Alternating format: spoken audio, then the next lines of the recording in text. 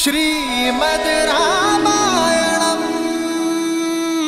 धन्य है श्री राम, धन्य है।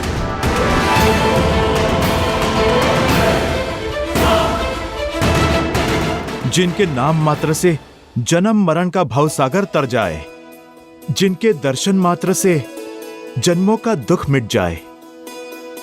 महाराज, उनके स्पर्श से आपकी पीड़ा तो दूर होनी ही थी। हनुमान, अपने वाक चातुर्य से, अपने प्रेम और अपने आदर से इस नर को नारायण मत बनाओ। हनुमान,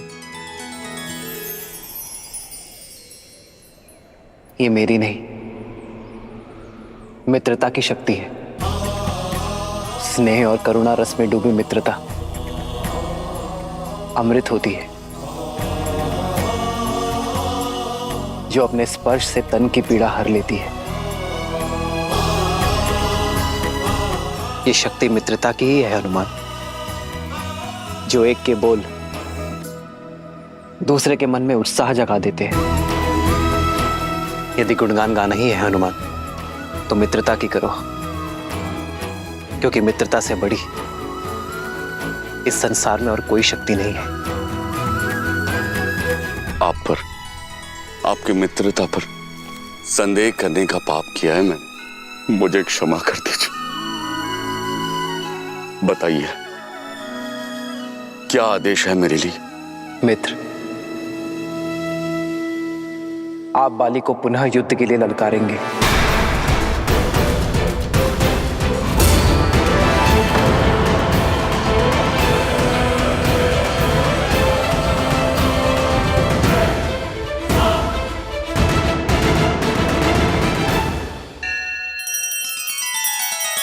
श्री रामचंद्र कृपालु भजु मन हरण भव भय दारुणम्। नव कंज लोचन कंज मुख कर कंज पद कंजारुणम्।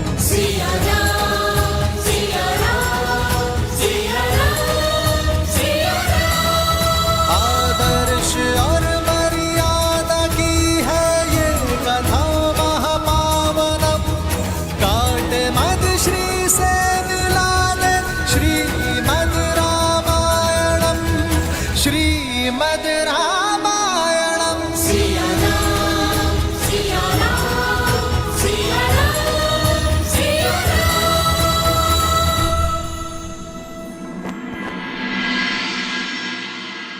मैं जहां तुम्हें ले जा रहा हूं, वो स्थान मेरे लिए पवित्र और अत्यंत प्रिय है।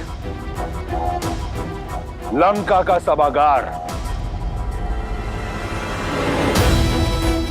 देखो, देखो इसकी भव्यता।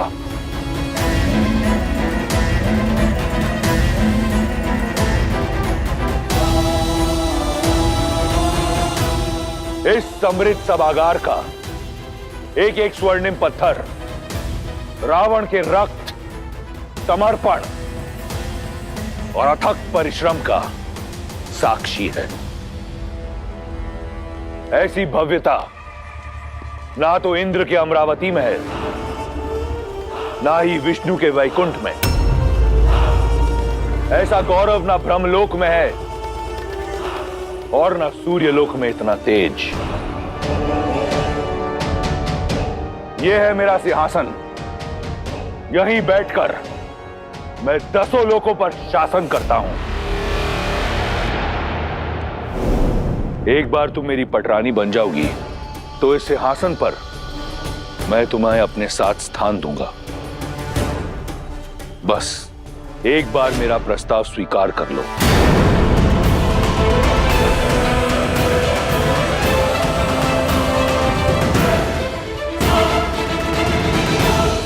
ये सम्मान, ये प्रतिष्ठा मैंने अपने बल पर अर्जित की है।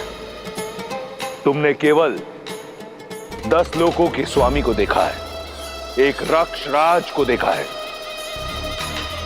आज तुम दशानन को जानोगी।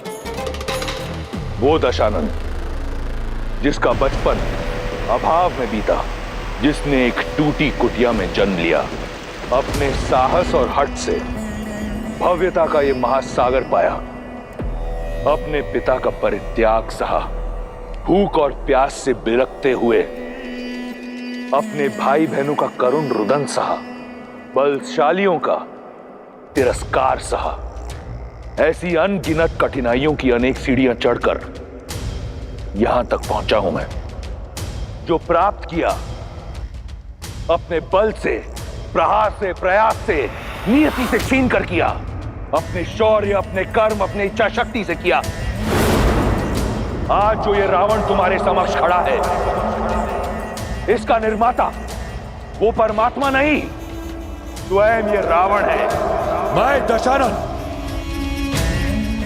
स्वयं को लंका का राजा घोषित करता हूं। और ये रावण कुछ नहीं से सब कुछ पाना चाहता है, यही उसकी हद है।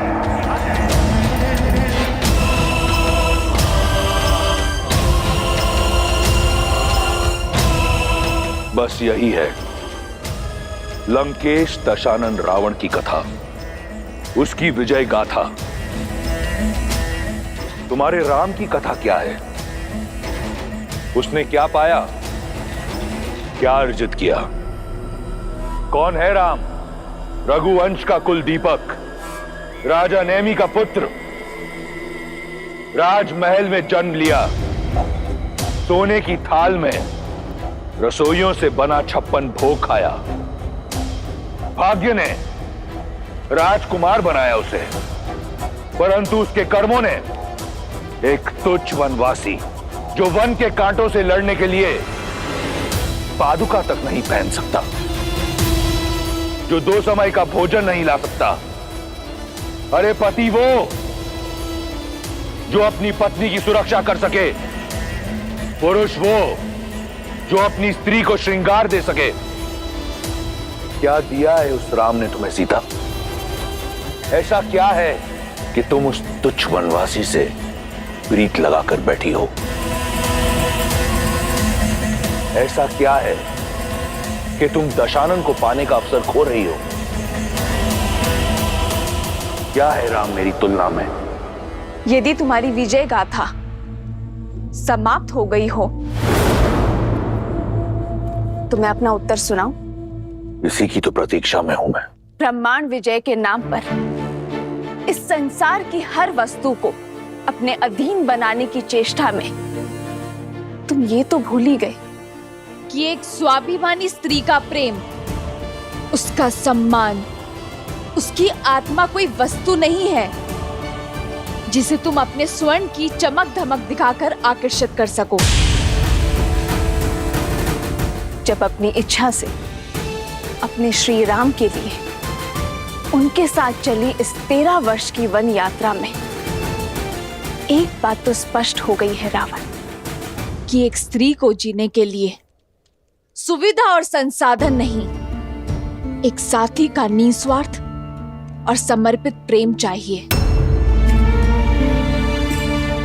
इस संसार में सबसे बहुमूल्य धन है अपने साथी के साथ बिताए हुए सुख के क्षण, और जो क्षण मैंने श्री राम के साथ बिताए हैं उससे अधिक मूल्यवान तो तुम्हारी इस संपूर्ण लंका के स्वर्ण भी नहीं है। सीता की समृद्धि, श्री राम का प्रेम, उनका साथ है।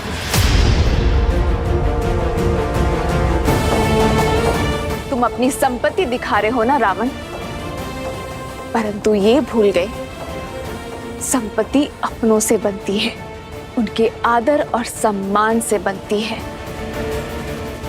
भय से नहीं। तुम्हारे भाई है ना ये, कितना प्रेम और कितना सम्मान करते हैं ये तुम्हारा, या केवल भय है इन्हें तुमसे?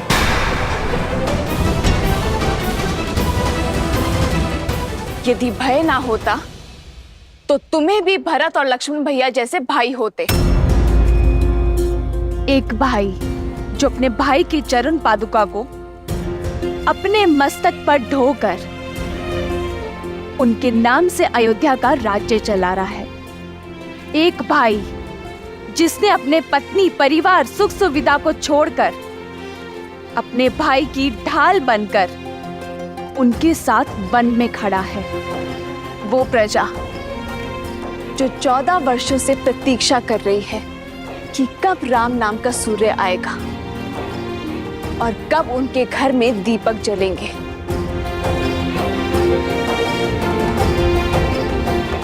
क्या है तुम्हारे पास एक भाई जो केवल भय से तुम्हारे साथ है, जिसके मन में और मस्तक में किसी और की भक्ति और किसी और के नाम का तिलक लगा है। एक वो भाई जिसे लालच के कारण तुमने जीवन भर के लिए निद्रा के पाश में बांध दिया है। वो पुत्र जिसे संस्कार नहीं दिए तुमने, पर शस्त्र बनाकर पाला है उसे। श्री राम से बड़ा ना कोई धन है और ना कोई रत्न।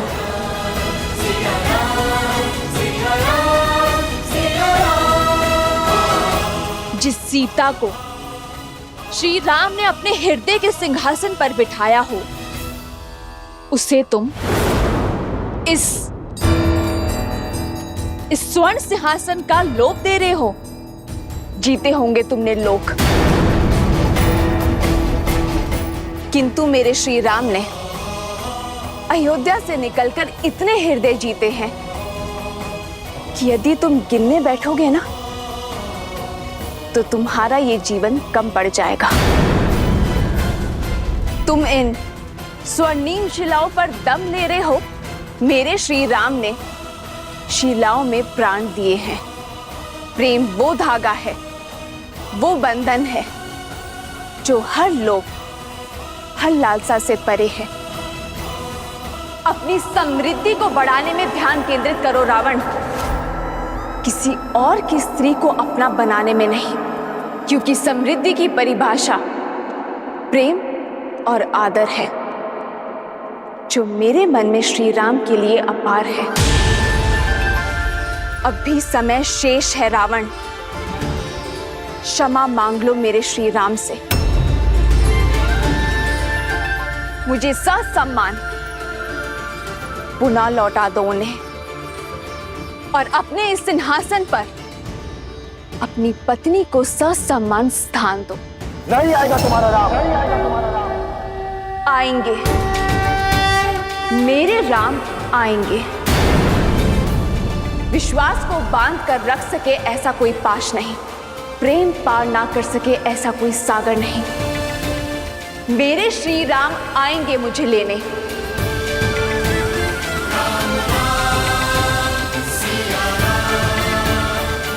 मेरा विचार है हमारा संवाद समाप्त हुआ। अब मैं वाटिका में जाके अपनी समृद्धि का आनंद लेना चाहती हूँ। अपने श्री राम के साथ बिताए हर क्षण को स्मरण करने जा रही हूँ।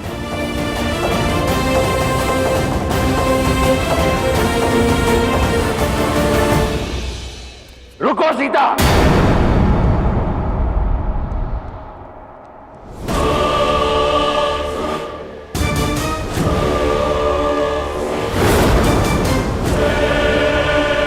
मेरे प्रेम को मेरी दुर्बलता समझने की भूल मत करना।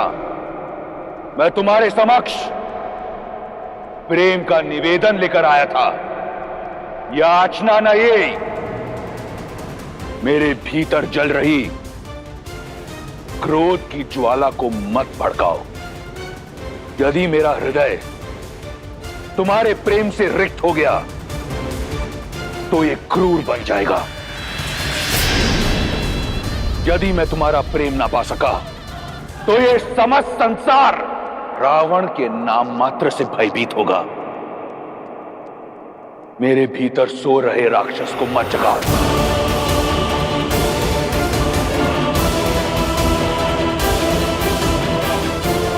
जिस रावण के समक्ष तुम राम के गुण गा रही हो, वो कोई साधारण राक्षस नहीं, राक्षराज रावण है। यदि मैं चाहूं तो इसी क्षण तुम्हारे राम का वध करके तुम्हारे मस्तक से यह सिंदूर मिटा सकता हूं, तुम्हारी गरिमा को कटोट सकता हूं, तुम्हारे सम्मान को रौंद सकता हूं। यह केवल मेरा प्रेम है जिसने मुझे रोका हुआ है। आने दो तुम्हारे राम को, मेरा सागर डुबा देगा उसे। स्मृतियां सजाना चाहती हो ना? जाओ, जाकर सजाओ, क्योंकि अब अपने राम को देख तो नहीं पाओगी तुम। विभीषण, इससे पहले कि मैं इसका अध्याय यहीं समाप्त कर दूं, ले जाओ इसे। लंका में तुम्हारे इस भाई का समय समाप्त होते हुए देख सकती हूं मैं। और जब छत गिरती है ना, तो दीवारें भी नहीं बचती विभीषण जी। विभीषण!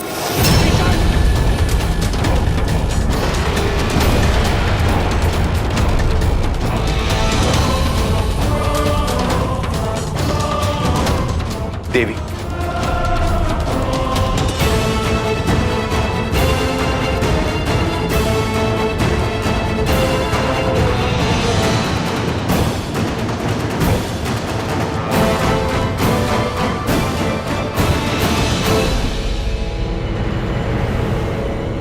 तिनके की भांति कुचल दिया मैंने आज उस विश्वासघाती सुग्रीव को।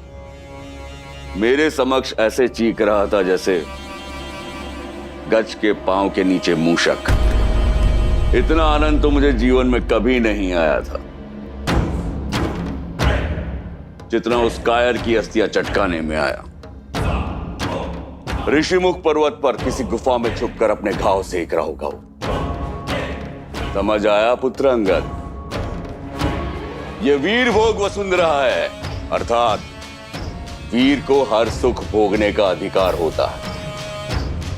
बल सदा विजय होता है। अब वो भगोड़ा मुझे अपना मुख कभी नहीं दिखाएगा। बाहर निकल! कहां छुपा बैठा है कायर?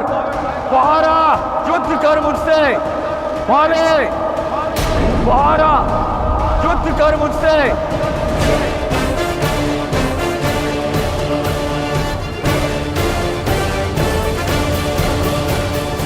भैया, आपके कहने पर मैंने वानरराज सुग्रीव को पुष्पों की माला पहना तो दी है, परंतु क्या बाली एक बार पुनः बाहर आएगा?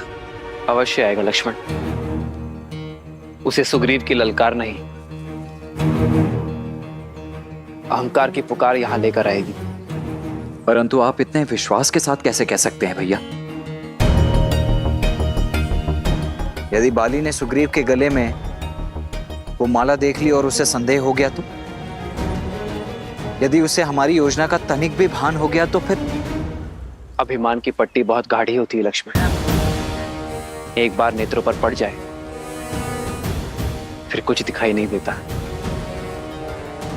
बल के मद में डूबे अभिमानी ये जान ही नहीं पाते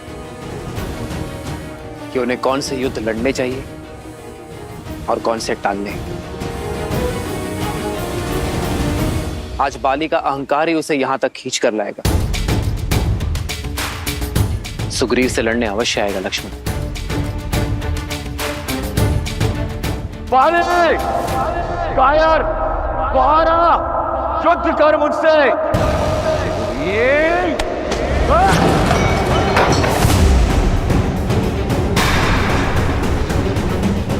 प्रतीत होता है सुग्रीव को हारने में आनंद आने लगा है। एक बार मृत्यु का सामना करके दोबारा लौटा है वो।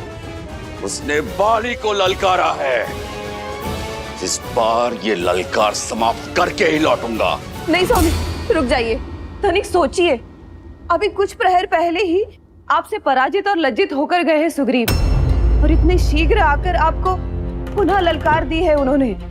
स्वामी, मुझे शंका हो रही है। शंका ये करो कि इस द्वंद्व के पश्चात वो लौट पाएगा या नहीं।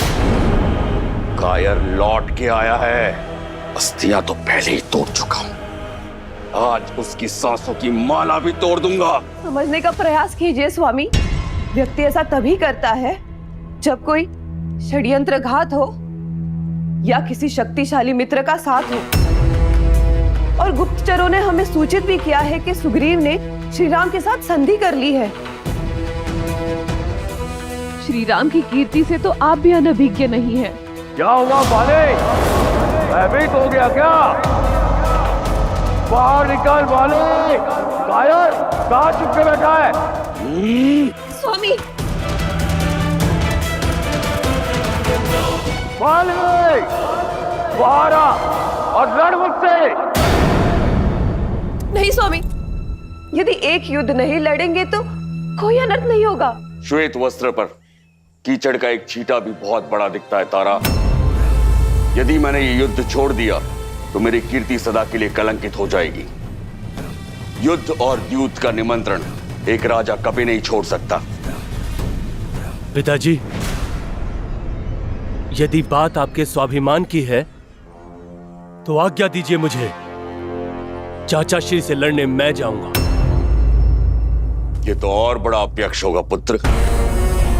अपने पिता के बल को कम आंकने का दुस्साहस मत करो। किष्किंधा का राजा अपना कर्तव्य अवश्य निभाएगा। आज तो सामने सुग्रीव खड़ा है। कल को यदि युद्ध की ललकार तुमने भी लगाई तो मैं तुमसे भी युद्ध करूंगा। स्वामी, तनिक ध्यान से देखिए, सुग्रीव के गले में पुष्पों की माला है।